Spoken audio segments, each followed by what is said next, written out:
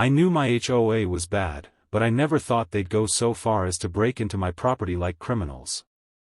It started on an ordinary Tuesday morning, the kind where I just wanted to sip my coffee in peace and listen to the birds outside my house. But peace? That's not something you get when you have power-hungry HOA board members running wild.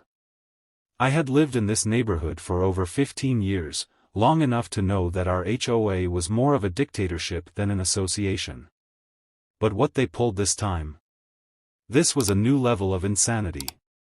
It began when I stepped onto my porch, stretching as the morning sun warmed my face, only to notice something off.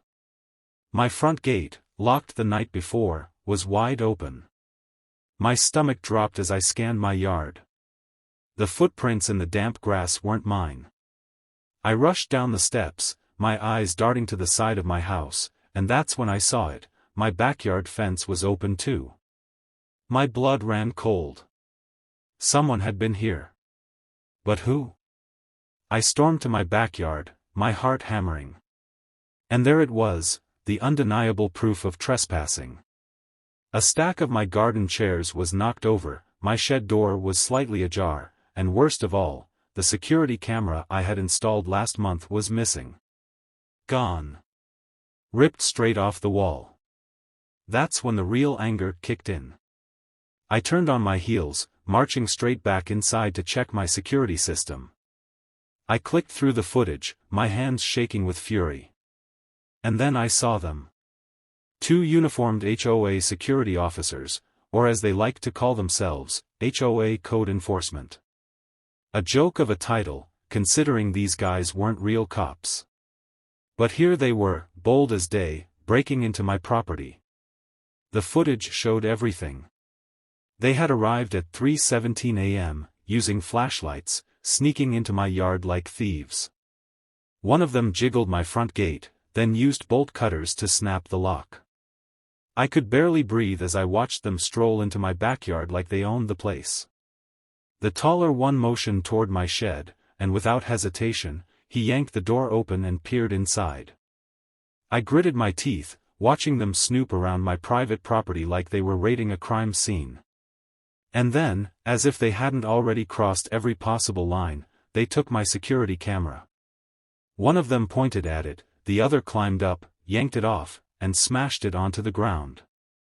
They knew they were being recorded. They knew they were caught. And instead of backing off, they tried to erase the evidence. I gripped the edge of my desk, seething. These weren't just HOA bullies handing out citations for ugly lawns or trash cans left out too long. This was illegal. This was criminal trespassing.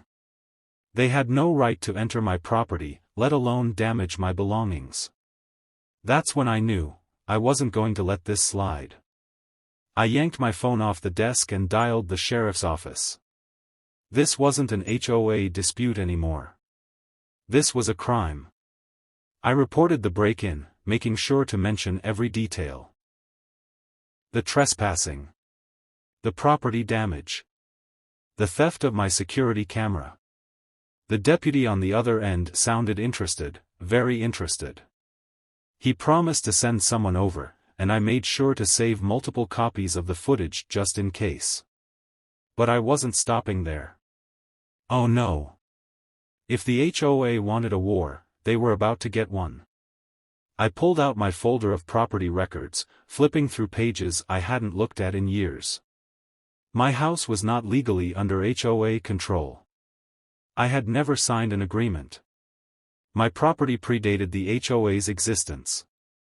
They had no legal claim over my land, no authority to enforce anything. And yet, they thought they could break into my yard? I started drafting a formal cease and desist letter, outlining every violation they had committed and demanding compensation for damages. But that was just the beginning. I wasn't just going to demand an apology. I was going to sue. Because what these wannabe cops didn't realize was that they had picked the wrong person to mess with. The sheriff's deputy arrived an hour later, pulling up in a dust-covered patrol car, his expression already grim as he stepped out. I wasted no time handing over the footage, my hands still shaking with rage as I explained every detail: the bolt cutters, the unauthorized entry, the destruction of my security camera. He took one look at the video and his jaw tightened. This wasn't some minor neighborhood squabble over fence height or lawn decorations. This was criminal trespassing, destruction of property, and theft. The deputy took notes, nodding occasionally, but what really caught my attention was the moment he muttered under his breath, something about them stepping over the line again. Again? That single word sent a bolt of curiosity through me. Was this not the first time these so-called HOA officers had pulled a stunt like this? I pressed him for details, but he shook his head and said he couldn't discuss ongoing cases. That told me everything I needed to know. I wasn't their first victim. And that made me even angrier. If they had done this before and gotten away with it, they must have thought they were untouchable. That's when I knew I needed to escalate this beyond a simple police report. These people weren't just HOA enforcers drunk on power, they were criminals who needed to be held accountable. I asked the deputy if they would be arrested. He sighed, explaining that while the footage was strong evidence, the sheriff's office had to go through the proper channels, investigating, questioning the suspects, and submitting their findings to the county prosecutor. It would take time. Time that the HOA would no doubt use to cover their tracks, twist the story, and make it seem like I was the problem instead of them. That's when I decided to take matters into my own hands. I wasn't just going to wait for justice, I was going to force their hand. The first thing I did was contact a lawyer, someone who specialized in property rights and HOA abuse cases. I emailed over the footage and a breakdown of what had happened. Less than 2 hours later, I was on a call with him, and his reaction was exactly what I had hoped for. He said I had an open-and-shut case for a lawsuit. Not only could I sue the HOA for illegal trespassing and damages, but I could also go after the individual officers themselves. Civil suits, criminal complaints, they were about to have a legal nightmare on their hands. He told me to get a damage estimate for my property, including my broken camera and any other affected areas, and to keep records of all HOA communication from this point forward. I hung up feeling something I hadn't felt since I saw those officers on my security footage: control. They thought they could storm onto my land and intimidate me. They had no idea who they were dealing with. That night, I got to work. I printed copies of my property deed, highlighting the clear boundaries that proved my land was not under HOA jurisdiction. I drafted a formal cease and desist letter, citing every law they had broken. And then, just to make sure everyone knew what was coming, I sent copies of the security footage to every single homeowner in the neighborhood. By morning, the neighborhood was buzzing. I saw people gathered in small clusters on the sidewalks, their heads bent toward their phones. Whispers spread like wildfire, and by noon, my inbox was flooded with emails from neighbors, some shocked, some outraged, and some sharing their own horror stories. It turned out that the HOA's so-called enforcement officers had been doing this for years, entering properties unannounced, issuing bogus fines, even confiscating personal belongings under the guise of neighborhood standards. I wasn't the first person they had targeted. But I would be the last. It didn't take long for the HOA board to realize they had a crisis on their hands. That afternoon, I received an official email from the HOA president, a man named Richard Holloway, demanding that I cease spreading misinformation and warning that my actions were damaging the integrity of the community. I almost laughed. Integrity? They wanted to talk about integrity after their goons broke into my yard in the middle of the night? Instead of replying, I forwarded the email directly to my lawyer and added it to my growing legal file. But the real cherry on top came just before sunset when a black SUV pulled up in front of my house. The tinted windows made it impossible to see inside, but I didn't need to guess. The HOA didn't like being challenged, and I had just declared war. I stood on my porch, arms crossed, as the driver's side door opened and Richard Holloway himself stepped out. He adjusted his tie, smoothed back his graying hair, and strode toward me like he thought he was the mayor instead of a glorified rule pusher. I could already tell he was going to try to intimidate me. Too bad for him, I don't intimidate easy. Richard Holloway climbed my porch steps like he owned the place, his polished shoes clicking against the wooden boards. He didn't look angry, at least not yet. No, he looked calculated, like a man who thought he could clean up a mess with a firm handshake and a few well-placed threats. I stayed exactly where I was, arms crossed, feet planted, making sure he knew I wasn't the least bit interested in whatever damage control speech he had rehearsed on the way over. He stopped just a few feet away from me, flashing a forced smile, the kind that didn't reach his eyes. I could already tell how this was going to go. He would try to play it off, claim it was all a misunderstanding, maybe even act like I was overreacting. And if that didn't work? He'd lean into the threats, the legal jargon, the talk of consequences for stirring up trouble. I had seen his type before, men who mistook control for power, who thought rules only applied to people who weren't them. But what Richard Holloway didn't know yet was that I wasn't just any homeowner, I was his worst nightmare. He started talking, his voice smooth, controlled, the words coming out rehearsed. He called the incident an unfortunate mix-up, blamed it on overzealous security personnel, and tried to sell the idea that I should be reasonable. He claimed the officers had acted in the best interest of the community, that they had misinterpreted their authority, and that the HOA was willing to discuss the matter privately. That last part gave him away. He wasn't here to apologize. He was here to stop me from taking this further. That was the real problem for him, not that his so-called enforcers had broken the law, but that I had proof. He wanted this buried before it got any worse. But what he didn't understand was that I had no intention of letting this go quietly. I didn't say a word, just let him keep talking, watching as he danced around the real issue.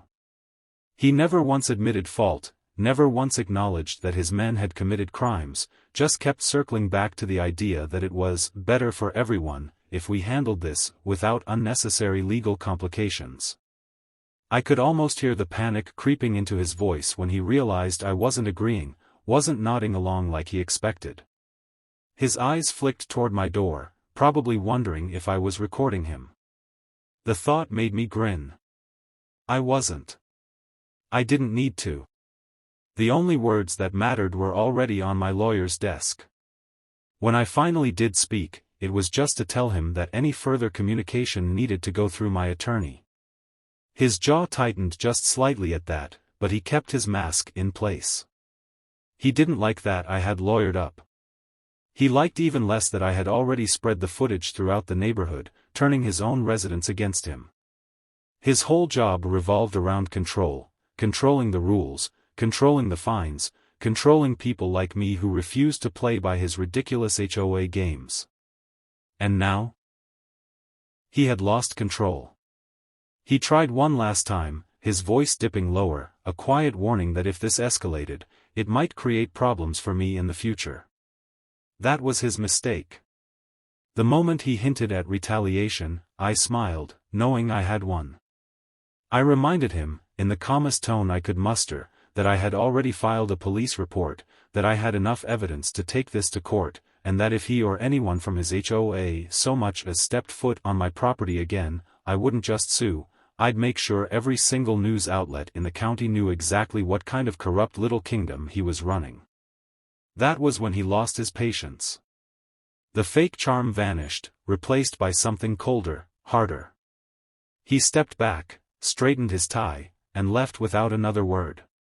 But the damage was already done.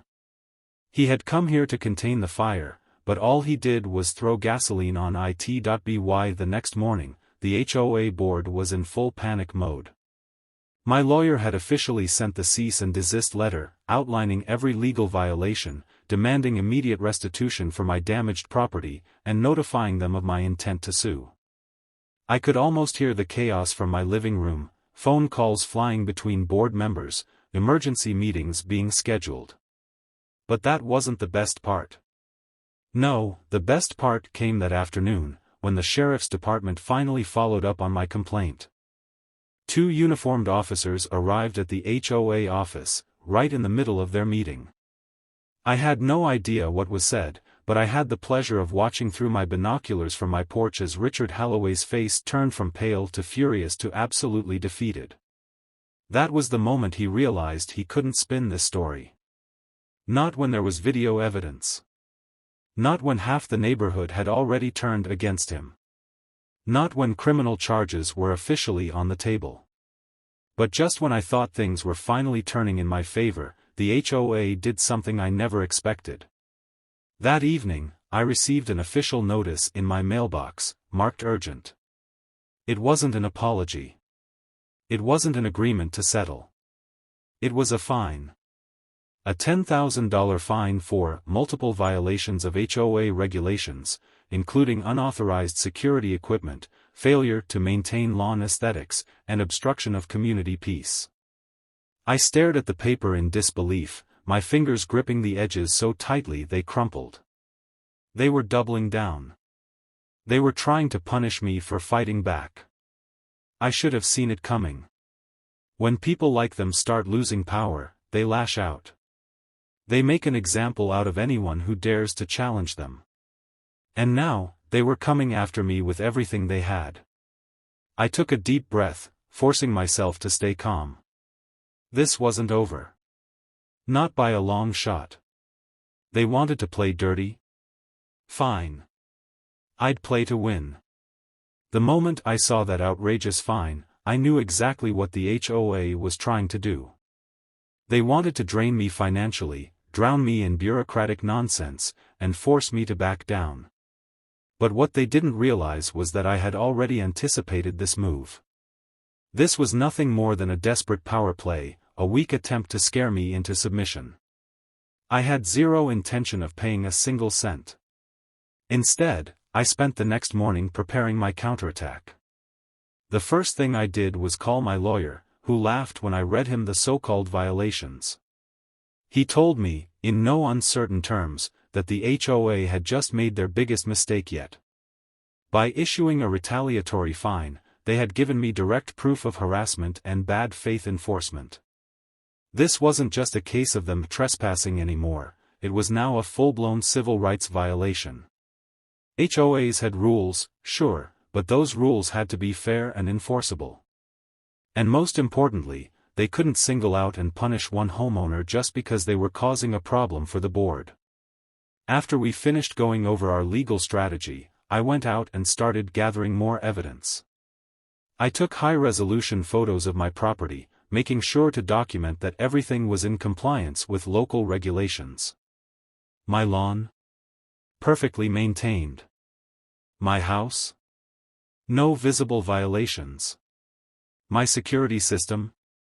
Entirely within my property rights. Every single thing they claimed was a violation was manufactured nonsense. And I was going to prove it. While I was out, I noticed my neighbors staring from their porches, some of them clearly watching, others pretending not to. Ever since I had sent out the footage of the HOA officers trespassing, things had changed. Some of my neighbors had reached out privately, thanking me for standing up to them. Others, mostly the ones who were deep in the HOA's pocket, had turned cold, probably afraid they'd be next if they supported me. But the best reaction came from one of my longtime neighbors, an older woman named Mrs. Thompson, who had lived in the neighborhood for over 30 years. She waved me over, a knowing smirk on her face. I walked up, expecting her to scold me for stirring up trouble. Instead, she handed me a thick folder filled with old HOA meeting minutes, financial reports, and legal documents. "They've been doing this for years," she said with a sigh. "Fining people into submission, bending rules to suit their needs, and anyone who fights back either gets buried in paperwork or forced out." That was all I needed to hear. I flipped through the papers, my eyes widening at some of the things I found. Unauthorized fees, missing financial reports, unexplained expenses. It was all there, evidence of corruption, plain as day. If I was going to take down the HOA, this wasn't just about my case anymore. This was about exposing everything. I spent the rest of the day going through the documents, highlighting key sections, organizing my legal strategy. And just as I was about to call my lawyer to tell him about my findings, my security cameras picked up movement in my yard. My heart nearly stopped as I checked the feed. 2 men, wearing the same HOA security uniforms from before, were standing near my fence. But this time, they weren't sneaking in. No, this time, they were planting something. I zoomed in, watching as one of them pulled a small bag of trash out from under his jacket and tossed it into my bushes. The other took out what looked like spray paint and quickly scrawled graffiti onto my fence. They were setting me up. I couldn't believe what I was seeing. These weren't just rule enforcers, they were criminals. I immediately hit record, capturing every second of their pathetic attempt to frame me. They thought they were smart, that they could plant fake violations and give the HOA an excuse to fine me even more, maybe even justify legal action to force me out. But what they didn't know was that this entire thing was now caught on camera. I waited until they finished their little performance, then marched outside before they could leave. The moment they saw me, their faces went pale. I didn't even need to say anything. I just lifted my phone, showing them the live feed of their crime. One of them cursed under his breath, the other took a step back, and then they both bolted down the street like scared rabbits. I called the sheriff's department immediately, sending them the footage and making it absolutely clear that the HOA had now escalated to criminal activity. Within an hour, I had officers at my house reviewing the footage, taking statements, and filing official reports for vandalism and evidence tampering. And this time, it wasn't just a report to be investigated. The officers assured me that criminal charges were now in play. By the end of the night, the HOA was in full meltdown mode. I had already filed my lawsuit. The sheriff's department was now involved. My neighbors had seen the proof of corruption firsthand. And for the first time in years, the people in my neighborhood weren't afraid to speak out. I had started this fight alone, but now the entire community was watching. The next morning, I woke up to the sound of sirens. I rushed to my window just in time to see a police cruiser parked outside the HOA office. And standing in handcuffs, looking pale and furious, one of the so-called security officers who had trespassed onto my property. It wasn't over yet. But I was winning. The news spread like wildfire.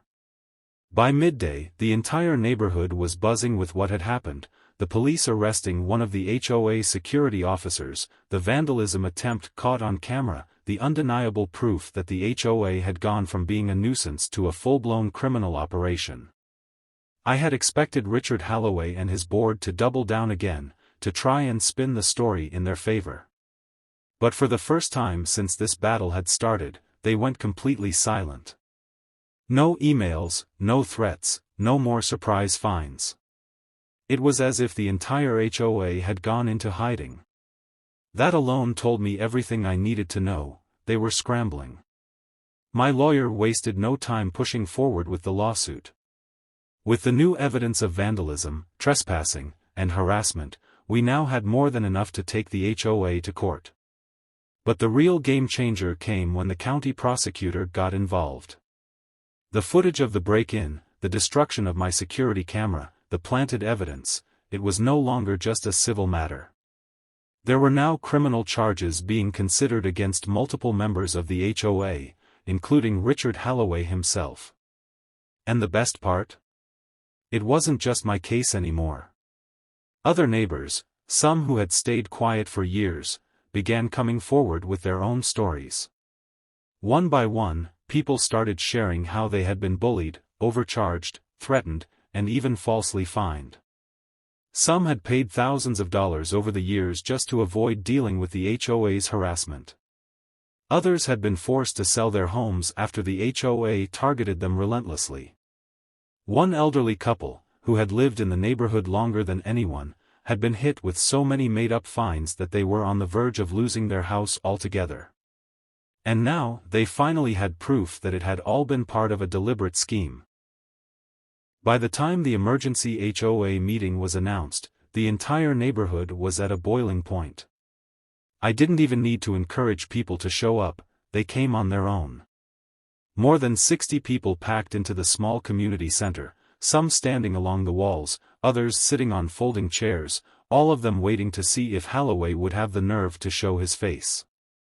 And sure enough, just as the clock hit 7 p.m., he walked in, flanked by 2 remaining board members, looking like a man who knew his days were numbered. For the first few minutes, he tried to keep up the act. He called the meeting to order, pretending like everything was business as usual. But the second he started talking about the misunderstandings surrounding recent events, the room erupted. People shouted over him, demanding answers, demanding his resignation. And when I stood up, holding the printed copies of the lawsuit, the police reports, and the county prosecutor's investigation notice, the noise fell into complete silence. I laid everything out in front of him, each paper landing with a slap against the table. Then I said the one thing I knew would break him completely: "You're being investigated for fraud and criminal conspiracy." For the first time, I saw fear in his eyes. His mouth opened and closed like he was trying to find a way out of this, trying to come up with some last-minute excuse, some final desperate lie. But there was nothing left to say. Everyone in the room could see it. He was finished. The next morning, Richard Holloway officially resigned as HOA president, along with the rest of his corrupt board. But it didn't stop there. Within a week, the county prosecutor filed criminal charges against him and 2 other board members for fraud, harassment, and misuse of HOA funds. The HOA's so-called security team was disbanded, and a full audit of the association's finances was launched, an audit that would later reveal tens of thousands of dollars in missing funds. As for me, my lawsuit went forward, and within months, I was awarded a full settlement, covering every bit of damage they had caused. Not only did the HOA have to pay up, but new leadership was installed, people who actually wanted to help the neighborhood, not control it. And best of all, the ridiculous fines they had tried to slap on me were voided completely. The neighborhood finally felt like a community again. No more threats, no more harassment, no more power-hungry board members acting like tyrants. People started rebuilding, fixing what had been neglected for years under HOA rule. The elderly couple who had almost lost their home? The new HOA board wiped their fake fines clean. And as for Richard Holloway? The last I heard, he was still fighting his legal battles, still trying to weasel his way out of the mess he had created. But that wasn't my problem anymore. One evening, as I sat on my porch, watching the sunset over my fully secured, HOA-free property, I took a deep breath and smiled. Justice had been served. And this time, they were the ones who had to pay.